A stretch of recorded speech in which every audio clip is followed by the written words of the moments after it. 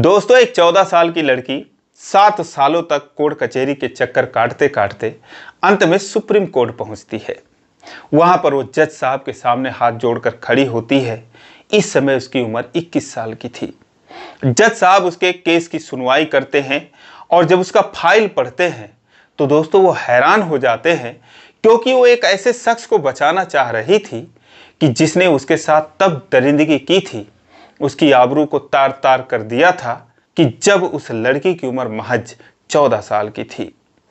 वो उससे सवाल जवाब करते हैं और उसके बाद जो फैसला सुनाते हैं उसे सुनकर हर कोई हैरान था। दोस्तों, क्या कुछ होता है, एक अद्भुत कहानी है। आइए जानते हैं पूरी कहानी इस वीडियो में। लेकिन वीडियो में आगे बढ़ने से पहले बस वही रिक्वेस्ट कि वीडियो को लाइक कर दीजिए, चैनल को भी सब्सक्राइब कर लीजिए ताकि मेरा हौसला बढ़ता रहे। दोस्तों, एक कहानी है पश्चिम बंगाल की। एक लड़की जिसका नाम अलका होता है। दोस्तों, यहाँ पर लड़की का नाम काल्पनिक है। उसकी उम्र महज 14 साल की थी। बात है 2018 की। एक दिन वो अपने घर से लापता हो जाती है। परिवार वाले उसको ढूंढते हैं, लेकिन कुछ ही देर बाद पता चलता है कि एक 25 साल का युवक जिसका नाम समीर होता है वो उनकी लड़की को भगा कर ले गया है। वो लोग थाने जाते हैं, उसके खिलाफ रिपोर्ट दर्ज करवाते हैं। चूंकि मामला एक नाबालिग लड़की का था तो इसीलिए पुलिस वाले उसे ढूंढने में लग जाते हैं और जल्द ही वो समीर को गिरफ्तार करती है। उसके बाद जो अलका थी उसे उसके चंगुल से मुक्त कराती है। चूंकि वो नाबालिग थी, उसकी उम्र महज 14 साल की थी, समीर की उम्र 25 साल की थी, इसीलिए उसके ऊपर पॉक्सो एक्ट के तहत मुकदमा दर्ज किया जाता है। पूछताछ की जाती है तो पता चलता है कि जो समीर था वो अलका के गले में जबरदस्ती मंगलसूत्र डालकर उसे अपनी पत्नी समझकर दिन रात उसके साथ दरिंदगी करता था। अब दोस्तों, इस तरीके का मामला कोर्ट कतई बर्दाश्त नहीं करती और जल्द ही समीर को 20 साल की सजा सुना देती है। निचली अदालत में उसे 20 साल की सजा हो जाती है। लेकिन जब अलका अपने घर आती है, अपने माँ बाप के साथ अपने परिवार में आती है, तो दोस्तों जब उसके परिवार वालों को पता चलता है कि समीर के साथ ये खुद अपनी मर्जी से गई थी, तो वो लोग अब अलका को उल्टा सीधा कहने लगते हैं, उसे अपमानित करते हैं, उसे मारते पीटते हैं। अलका जो है अपना घर छोड़ देती है। अब वो न इधर की रही न उधर की रही। जिसके साथ वो शायद अपनी मर्जी से गई थी वो तो जेल में था, 20 साल की सजा हो चुकी थी और माँ बाप उसे ठुकरा चुके थे। जमाना उसे ताने मार रहा था। उसे समझ में नहीं आ रहा था वो जाए तो कहाँ जाए। और फिर उसे समीर की वापस से याद आने लगती है। एक दिन वो समीर से मिलने का फैसला करती है, जेल में उससे मुलाकात करने का फैसला करती है और जल्द ही उससे मुलाकात भी करती है। जब समीर उसको देखता है तो चौंक जाता है। कहता है, तुम क्यों यहाँ पर आई हो? तो वो कहती है, क्योंकि मैं तुमसे प्यार करती हूँ। समीर कहता है, अगर तुम मुझसे प्यार ही करती थी तो फिर मुझे सजा क्यों करवाया और तुमने बयान क्यों दिया कि मैं तुम्हें ज़बरदस्ती भगा कर लाया था, तुम्हारे साथ मैंने ऐसी वैसी हरकतें की थी। जो भी कुछ हुआ था रजामंदी से हुआ था। लेकिन अलका ने कहा कि मैं नहीं जानती थी कि तुमको इतनी बड़ी सज़ा हो जाएगी। लोग कहते थे कि 4-6 महीने की सज़ा तुमको होगी, उसके बाद तुम छूट जाओगे, लेकिन मैं तुमसे प्यार करती हूँ, तुम्हारे साथ ही रहना चाहती हूँ। समीर बोलता है कि ये इतना आसान है क्या? 20 साल की मुझे सज़ा हो चुकी है, 20 सालों तक मैं छूट नहीं सकता और तुम मेरे साथ रहने की बातें कर रही हो, ये कैसे मुमकिन होगा? वो कहती है, कैसे भी करके मैं तुम्हें छुड़वा लूँगी। दोस्तों, उसके बाद वो उसे छुड़ाने की कोशिश में लग जाती है। वो काम करती है, जो भी पैसा मिलता है उसे जमा करके रखती है। जब उसके पास कुछ पैसे हो जाते हैं तो फिर वो कोर्ट कचहरी के चक्कर काटने लगती है। लेकिन कहते हैं कि ऐसे ही लोगों की तलाश में कोर्ट कचहरी में भी लोग बैठे रहते हैं। जो दलाल होते हैं वो ऐसे ही लोगों को फंसाने के लिए बैठे रहते हैं। किसी की नज़र अलका पर पड़ी। अलका से पूछा, क्या चाहती हो? उसने सारा मामला बताया। तो उसने कहा कि तुम मुझे 40,000 रुपये दे दो, मैं तुम्हारे पति की सज़ा माफ़ करवा दूंगा, उसे छुड़वा दूंगा। उसने दोस्तों उसे 40,000 रुपये दे दिया। फिर किसी ने 7,000 रुपये ले लिए, किसी ने 20,000 रुपये ले लिए। एक वकील ने तो हवाई यात्रा के नाम पर उससे 25,000 रुपये ले लिए कि तुम्हारे पति को छुड़ाने के लिए मुझे दिल्ली जाना पड़ेगा, उसके लिए मुझे हवाई जहाज़ का टिकट चाहिए। दोस्तों उसने उसे 25,000 रुपये दे दिया। इस तरीके से उसके करीब 2 लाख रुपए निचली अदालत में ऐसे ही फालतू में खर्च हो गए। अब दोस्तों इस बीच में कभी कभी जो समीर था उसे जमानत भी मिलती थी, वो जेल से बाहर भी आता था पैरोल पर। लेकिन जब वो आता था तो फिर अलका के साथ ही रहता था। दोनों पति पत्नी के रूप में रहते थे और इसी बीच उन दोनों का एक बेटा भी हो गया। लेकिन जो समीर था, चूंकि सजा याफ्ता मुजरिम था, 20 साल की उसको सजा हुई थी, तो उसे तो जेल में ही रहना था। तो कुछ ही दिनों के बाद वो जेल चला जाता था। और इधर जो अलका थी, अब उसके पास एक बेटा भी था।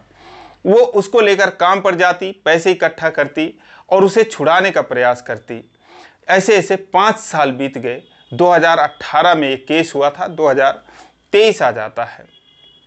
तभी हाई कोर्ट में जब वो जाती है और कहती है कि मुझे इससे कोई परेशानी नहीं है, उसने मेरे साथ कोई अपराध नहीं किया, उसने जो भी कुछ हुआ है उससे मुझे कोई नुकसान नहीं हुआ है, मैंने जो भी कुछ किया था अपनी रजामंदी से किया था।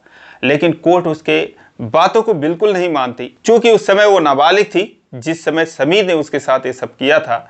आज भले उसकी उम्र 19 साल की हो चुकी थी, 2018 में 14 साल की थी, 2023 में उसकी उम्र 19 साल की हो गई थी, वो बालिग हो चुकी थी। फिर भी कोर्ट उसकी बातों को मानती नहीं है। लेकिन वो बार बार न्याय का गुहार लगाती है, कहती है मेरा क्या होगा, मेरे बच्चों का क्या होगा। तो फिर कोर्ट कुछ इस पर अमल करती है और जो समीर था उसकी सजा को माफ कर देती है।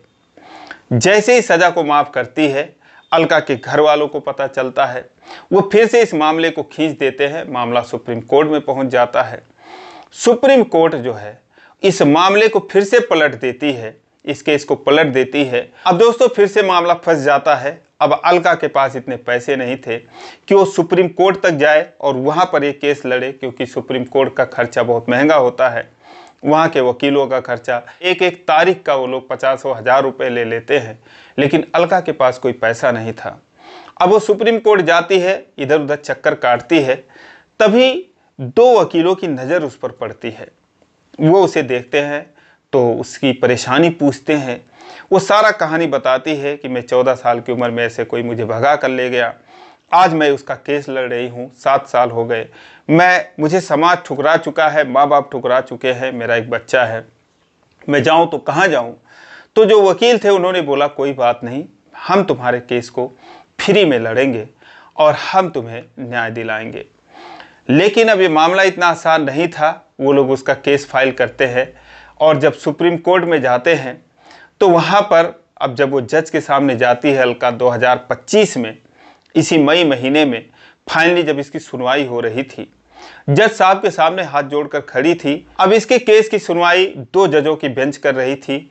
एक जज थे जस्टिस उज्जवल भुइयां और एक जज थे जस्टिस अभय ओका। ये दोनों लोग बहुत ही गहनता से इसके केस की सुनवाई करते हैं, उससे सवाल जवाब करते हैं कि कहीं ये लड़की मानसिक स्थिति से बीमार तो नहीं है, वरना कौन ऐसे किसी को सुनवाता है या फिर किसी से कोई संबंध रखना चाहता है कि जिसने उसके साथ दरिंदगी की थी, उसके साथ जघन्य अपराध किया था। तो जज साहब उसे पूछते हैं पर्सनली, लेकिन वो हर सवाल का जवाब पूरी ईमानदारी से देती है। अलका कहती है कि मुझे इस रिश्ते से कोई परेशानी नहीं हुई और उसने मेरे साथ कभी भी दरिंदगी नहीं की, मैं खुद अपने मर्जी से गई थी और भले ही उस समय मेरी उम्र कम थी, लेकिन मैं इतना जानती थी कि क्या कुछ होगा इसका परिणाम। तो इसीलिए अब मैं कहीं की नहीं रही, मैं उसे अपना पति मानती हूँ, वो मुझे अपना पत्नी मानता है और हम दोनों ने मंदिर में शादी की है, हमारा एक बच्चा है, उसे जो है मेरे लिए, मेरे बच्चे के लिए छोड़ा जाए। तो वो भी सोच में पड़ जाते हैं। लेकिन फिर वो कुछ टीमें गठित कर देते हैं जो कि इस लड़की का काउंसलिंग करती है, अलका की, उसकी मनोस्थिति को समझती है।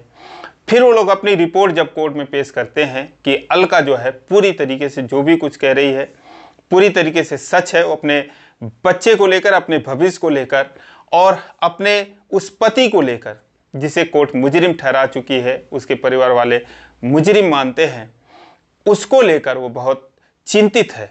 अब सुप्रीम कोर्ट के जो जज थे जस्टिस अभय ओका और जस्टिस उज्जवल भुइयां, बहुत विचार विमर्श करने के बाद आखिरकार 23 मई 2025 को जो समीर था उसकी सजा माफ कर देते हैं और उसे बाइज्जत बरी कर देते हैं। और अब दोस्तों जो समीर है और अलका है, ये दोनों अपने एक नए जीवन की शुरुआत करेंगे।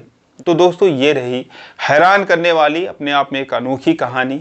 आपको ये कहानी कैसी लगी आप कमेंट करके जरूर बताएं, और वीडियो अच्छी लगी हो तो लाइक नहीं किया तो लाइक कर दीजिए। इस चैनल को इसी प्रकार की कहानियों के लिए सब्सक्राइब कर लीजिए। फिर मिलेंगे अगले वीडियो में, तब तक के लिए जय हिंद।